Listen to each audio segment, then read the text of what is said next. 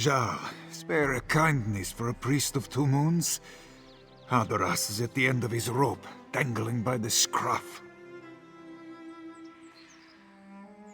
This one returns from warning the speaker of the Main of a dire prophecy, only to find his fellow priests speaking little sense and doing even less, raving and rambling about our moon bishop's visions and growing more demented by the moment. She tells the priests to burn their moon sugar, so they do. She tells them to smear cheese upon the walls, so they do. She tells them to douse the temple fires with their tongues, so they do. I fear someone will die if this continues. Bright moons shine upon you, Walker. This one pursued his friend, Zarga, before you arrived. The fool chases a beast's young with a butterfly net, and woe unto him when their mother follows the commotion. Please, find Zarga before he is eaten. I last saw him run after the beasts into the wilderness to the west. I hoped he would not follow them into their den, but I would be a fool to believe that now. Since she was very young, her eyes have always been as bright as Joan and Jode. She has never led us astray. It's why she's Moon Bishop. But all this madness, something is not right.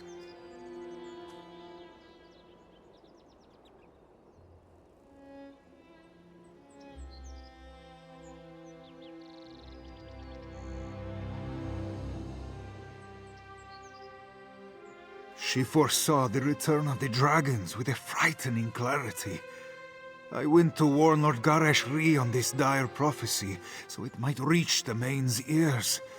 But I arrived too late. The dragons had already come.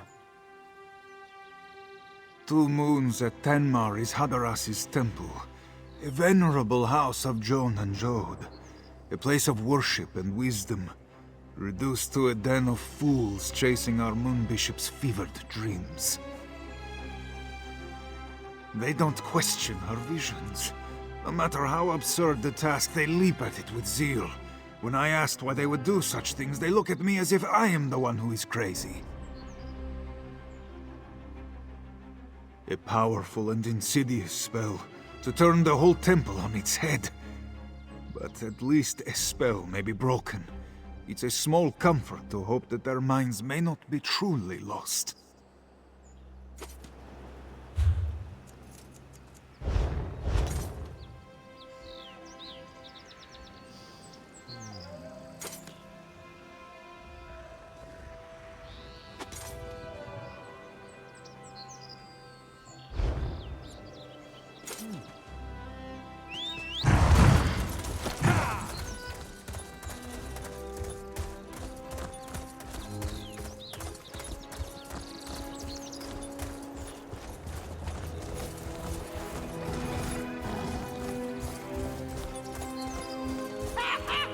Has you now, pretty butterfly!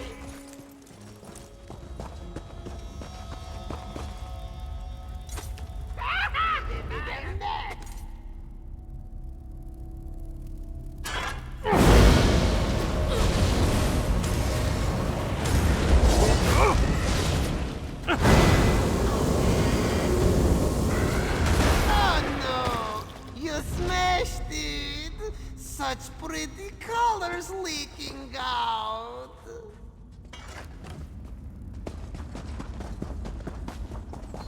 Ho-ho! You smashed that as flat as a flapjack! But who said you could play with my toys?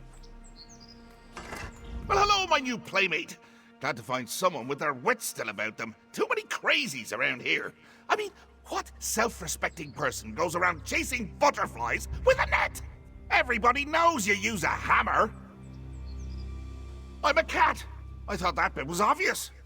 Unless I'm not a cat. Meow? Meow. Nope, cat. Maybe you're not as sharp as I thought. Attack that's seen one too many backsides, huh? Bad for you, worse for them! The priest, silly! You really are clueless, aren't you, plaything? How are you gonna win the game if you can't even find the pieces? Am I gonna have to dangle every answer in front of you like cheese-stuffed mice hanging by their entrails? Ah, that's more like it. Maybe there's hope for you after all. Now hurry your heroic hiney to my playground, or it's gonna be the blind leading the blind out there. Ha ha! Toodles! Keep your eye on the prize.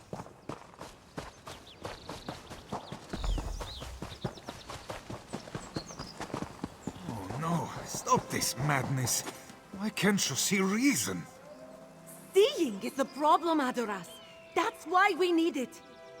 Maybe we don't need it. This one's claws are sharp.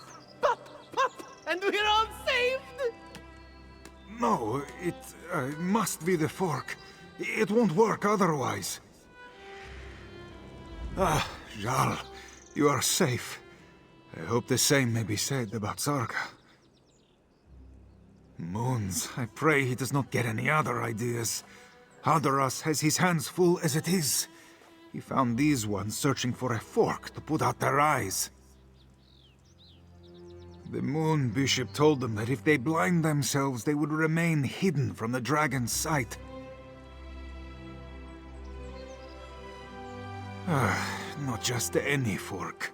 A two-tined iron fork smelling ever so slightly of roast beef. Please, help me keep them from finding this smelly thing. This one smells meat wafting on the wind. It is not an odor he would call beefy, but he thinks it may be the trail they were following. Hadoras will keep his eyes on these ones, so they may keep their eyes. Because they are insane. Only a sugar tooth would believe putting out their own eyes would blind the dragon, and even they would have the sense not to do it unless it got them more skooma. I count my blessings that not just any fork will do. Then this one is sure you will have no trouble finding it. Return when you have found it, and perhaps we may convince these ones to give up and return to the temple. You did? What did he... Wait, why didn't you stop him? Dark moons. What sort of childish sorcerer drives clergy to chase after wild beasts and put out their eyes? We must stop this sick puppeteer. But this one can't just leave these fools to their own devices. Find the fork, then we'll give chase.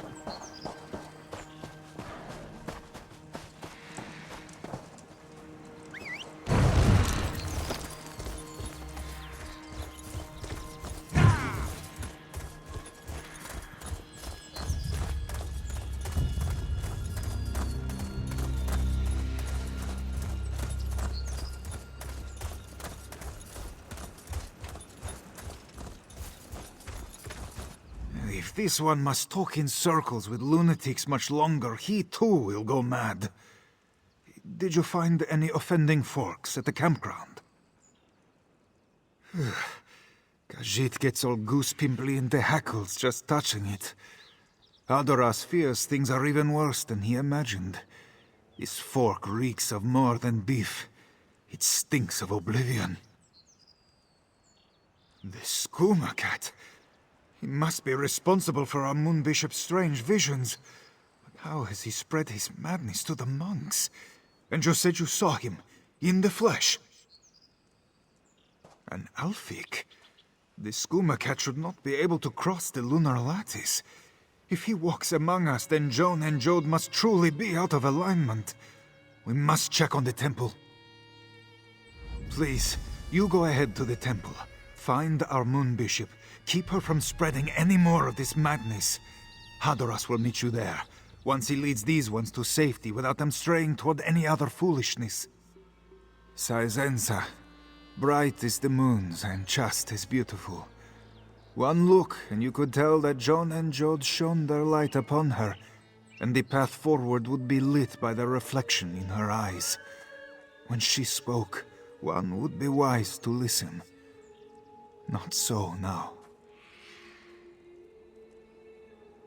If there is anyone within 2 moons at Tenmar who could see truth through this madness, it would be her. But her eyes are clouded by the skooma cat's visions. I fear there will be no reaching her while he toys with us.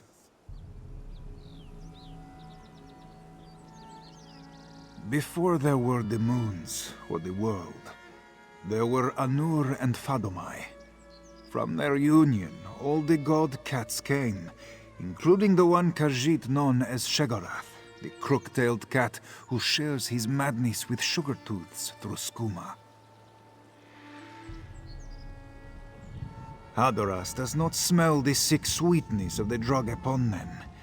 Terrible as it is, the fleeting skooma dreams would be preferable to this all-consuming madness. On this side of the lattice, it seems Sheogorath needs no sugar to share his lunacy. The lunar lattice, formed by Joan and Jode's light, separates Nirni from the other god cats, and protects her children from the ones who would do us harm. Normally, Sheogorath could only send his mad thoughts across through the perverted moon sugar. This one isn't sure. The mere touch of it makes him want to spit fur, but he must keep it out of the hands of others. Perhaps he will bury it under the squatting sands where it belongs. It is the least that this one can do to keep his kin from teetering off the edge of insanity. Hadoras will be all right. No amount of lingering beef stink will lure this one into putting it into his mouth. Or anywhere else, for that matter.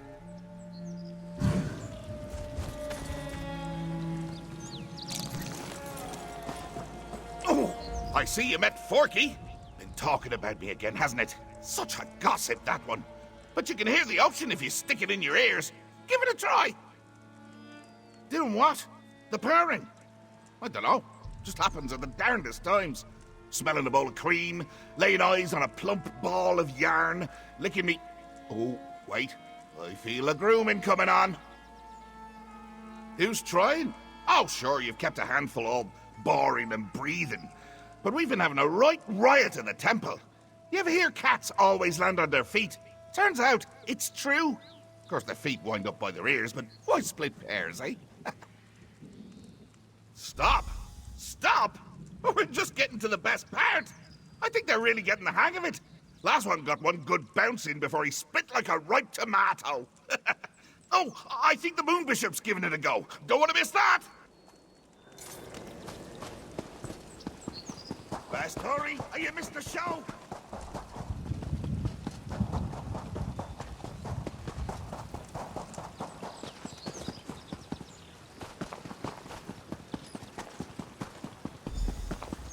Yes, Sizenza, show us the way. Walker, you arrive at the perfect moment. You will witness our salvation. Moon Bishop Sizenza said we must ascend with Khajiiti to escape the dragons. True cats will reach the sands behind the stars by stepping between the 2 moons. We have not found the path yet, but now our prophet will show us the way. Oh, have faith. Joan and Joan have shone like beacons for the Moon Bishop. She will lead us all to salvation, and you can join us, Walker.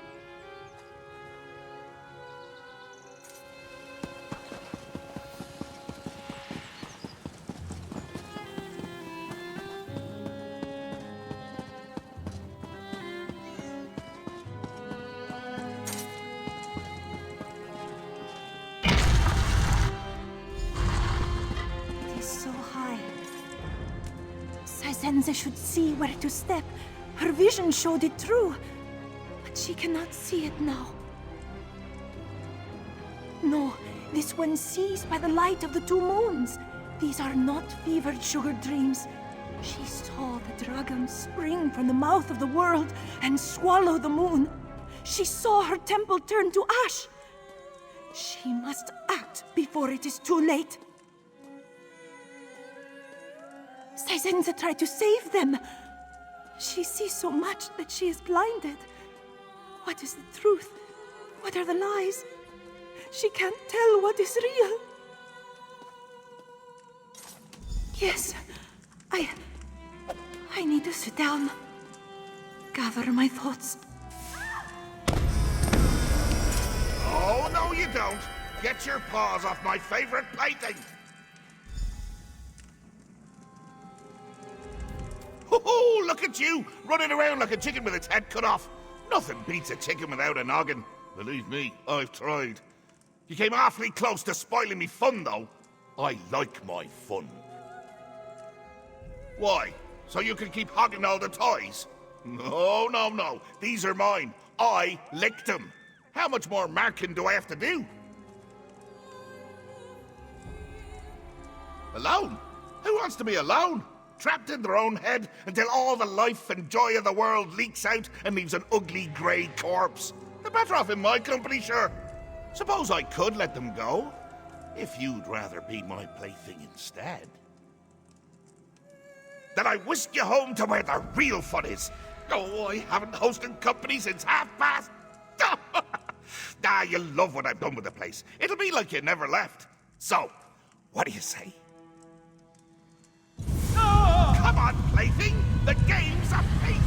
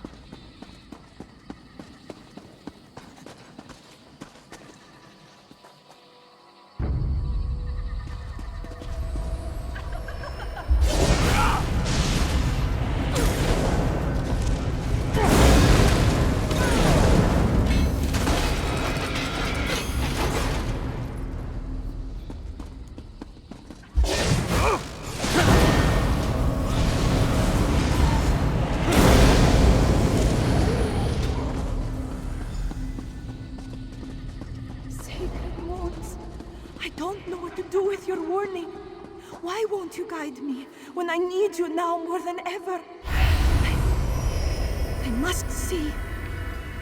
Sacred sugar, uncloud my eyes. Oh, how the moons twinkle in those glassy eyes. You want to stare off into space and time? I'll show you the future, past and present. There you go, trying to play with my toys again. Well, I've had enough sharing.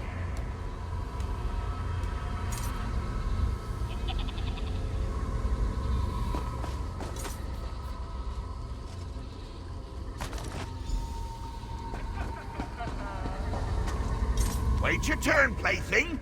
There'll be plenty of time for me to chase you around this little maze after I've finished me snack. All these games work up an appetite. Is that cream? Oh, I could go for some fatty bovine discharge right now. Why'd you go and bring it to me in a cup? Cats don't have thumbs. Well, most cats. Why don't I have thumbs? Hold on to that while I grow thumbs. This might take a bit.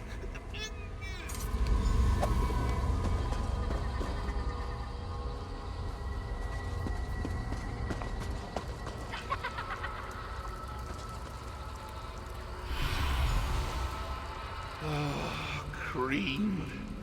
Oh, I haven't had cream since I made Otar cry over it. No! Come back! Sisenza could almost see it. We burn our hair and lay scorched before the dragons. But what then? What then? But the dragons came. Sisenza saw it. They will burn her temple, burn us all, if she doesn't see the path. It feels familiar, like this one has done this before. Is this the future vision, or the vision future? She cannot tell anymore. Help this one, please. Show her. Show. Hey! I just messed that up! Can't leave a good mess unattended for 1 minute before some hero comes to clean it up! Go tidy your own drawers!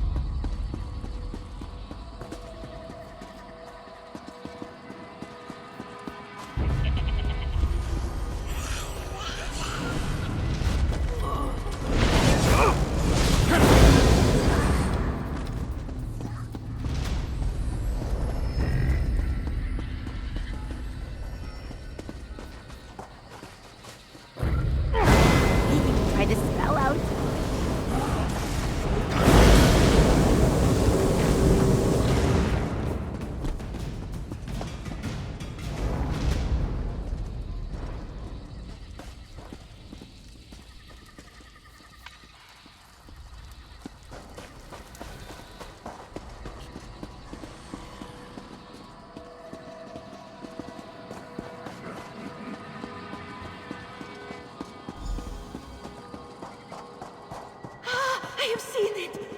I have seen the way forward! John and Jode have shown me how we may protect our temple! Bless your eyes, Moon Bishop. What must we do? We must create an anchor beneath 2 moons to hold our temple between 2 moons! Apologies, Moon Bishop. This one does not see. They'll see clear enough once the anchor's built.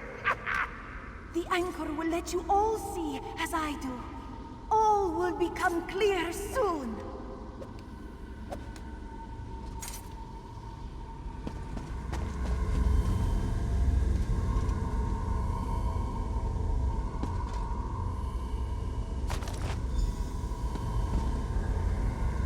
Think you're the cream of the croup, eh? Well, you won't be filling my head with daydreams of sweet cow squeezings this time. I lapped up every last drop. Now what are you gonna do with all that dry toast, eh?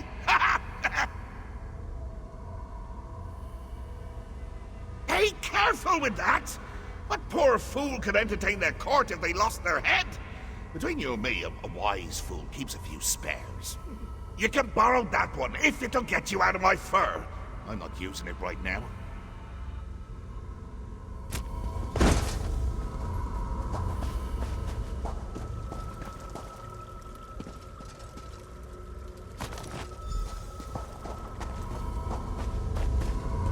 Think you're the cream of the croup, eh? Well, you won't be filling my head with daydreams of sweet cow squeezings this time. I lapped up every last drop. Now what are you gonna do with all that dry toast, eh? Yarn. So soft and bouncy. Just makes me want to bat it around like a newborn babe. No! You're trying to distract me again. Well, I'm not having it! No! Wait, yes! Keep dangling those luxurious ropey threads in my face and you'll find my claws in yours! Off with you!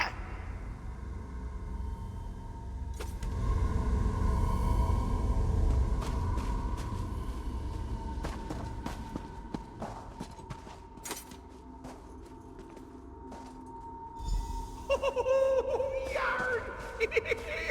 Look at it come apart, sure.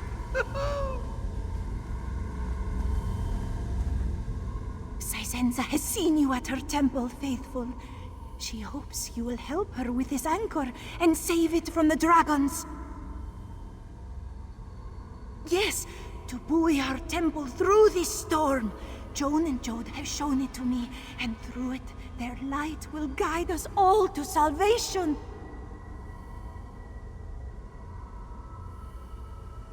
It will hold open a tiny gap in the lunar lattice, so our temple might slip between the moon's shadows. Nestled between Joan and Jode, we will surely be safe from the dragons. We will tuck it away beneath our temple to hold us firm through these troubled times. Come, I will show you, and we can begin. Ah!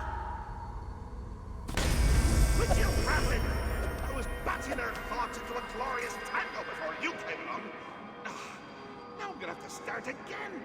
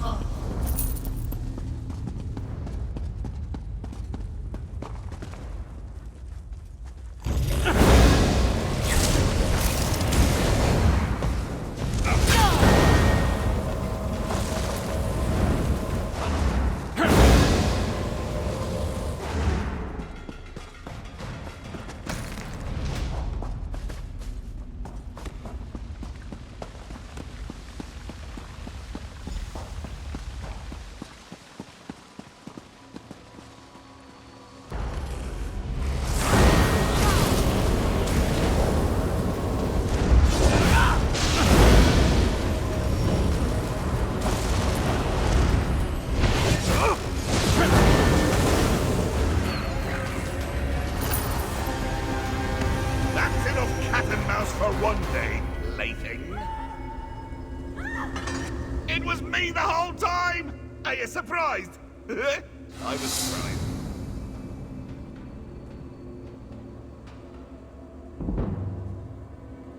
All right, yeah, so I did. But then I thought it'd be more fun to just keep you both. I was half right. You're a little too good as a plaything. It's not fair if you're always winning. That's the best part of playing games with lunatics. They're always changing the rules. You'd get it if you just let me whack you on the noggin a few hundred times. No? Well, game's over. Off with you now. Look at you, making demands. In my games. In my realm. All right. One last impossible challenge for you then. How's that for sporting? Say my name 3 times backwards.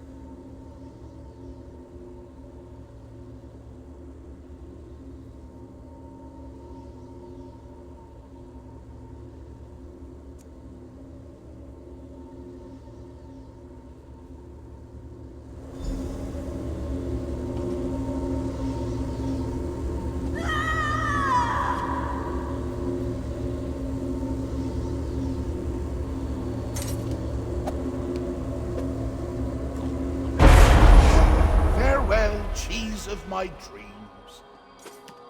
Out you go, before Haskill sees the mess you've made. Neither of us wants to hear that. Escape this nightmare! Quickly!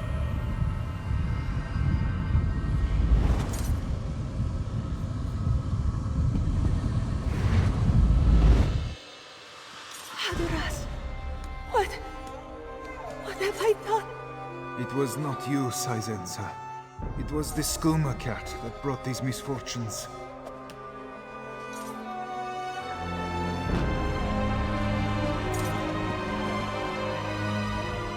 Walker, this one remembers you from her dreams. Your face, your voice. 2 moons guiding her through the fog. Saizenza cannot repay you enough for this. Saizenza is to blame. The skooma cat would have never caused this chaos, if not for her weakness. She led her clouder astray, and too many of her disciples had to pay the price. As Moon Bishop, it was Saizenza's duty to protect her temple. But when the time came, she could do nothing without Joan and Jode to show her the way. When the visions did not come, she tried to bring them with the sacred sugar. She is no leader. It is not for her to decide. If Khajiit lost their faith in her, she would not be surprised. This one will beg forgiveness for her failings and accept the will of her clouder. She was too reliant on her gifts, and a leader must be more than a prophet.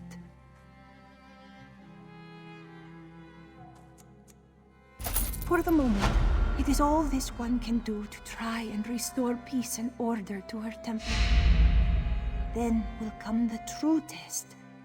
She knows the dragons will come to 2 moons, and her clouder must be prepared. Dragons. So many of them, erupting from the mouth of the world. The skies becoming choked with flame, and cinders raining down on our sands as one of the great creatures devours the moons. Much in my visions is symbolic, but this was so vivid. Moon sugar, refined into a potent liquid, skooma. It is a dangerous thing, abused by sugar-tooths who cannot resist its spell. But it is also a gift of the moons. There are ceremonies where the sacred sugar is used. I thought they could help me. Those who drink and smoke the sacred sugar experience things. During our ceremonies, these things are seen as a premonition or message from the twin moons. But it was the skooma cat that came to me instead. I should have been wise enough to see. He has always been the skooma cat. Since Fadumai gave him life and purpose, you may call him Sheogorath, and we Shegorath, but the truth is, he is both. He and his litter mates are cats whose coats are what they want us to see. This one only barely recalls things she saw in the haze, but the image of a man with 2 heads climbing the stars to hold the moons in darkness sticks with her. It is fit for the dreams of the skooma cat, but Saizenza fears there is some truth to it.